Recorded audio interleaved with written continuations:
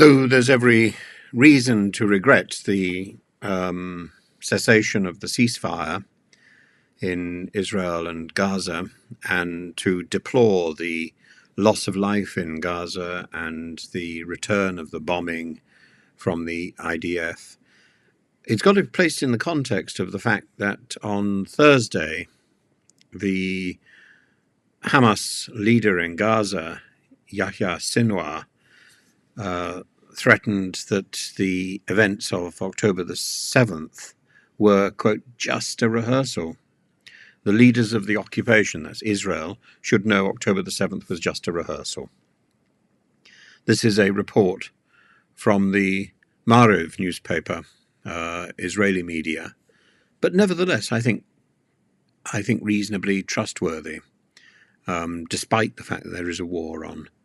It's also worth noting that there was a big, well, not a big, but there was a demonstration by hostage families and their supporters against the war in Gaza.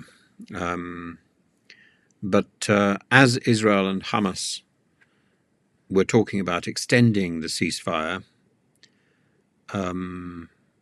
Egypt apparently put pressure on Sinwar. Twice during the ceasefire, the parties got into a crisis when Sinwar tried to violate the agreements. The first time last Saturday night, and Egyptian intelligence officers arrived at the Rafah crossing and conveyed to Sinwar extremely difficult messages and threats peppered with juicy curses. A short hour later, the Israeli hostages were released. Israel Defense Forces, their spokesman, Richard Heicht, told journalists that Sinwar and his entire command team are in our sights. Sinwar is the face of evil. He is the mastermind behind this, like Osama bin Laden was. He built his career on murdering Palestinians when he understood they were collaborators. That's how he became known as the Butcher of Khan Yunis.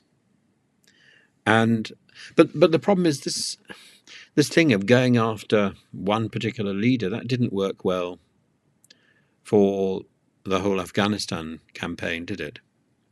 The death of Osama bin Laden has not brought peace to the world. The death of Sinwar will not bring peace to Israel. There has to be a better solution. These dreadful people exist, but playing the game that they decree is not the only game available, and tying up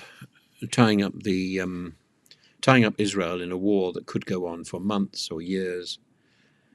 Well, we only have to look up to Ukraine to see how that pans out. This is not something that can end easily, and I think it's made more complicated by the fact that Netanyahu has his own plans to hang on to power and is using the war to do so.